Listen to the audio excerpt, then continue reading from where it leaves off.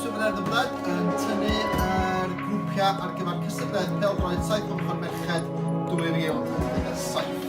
Gyda 2 grŵp leni, ac yn grŵp 1 mi fydd Ysgol Con Hir,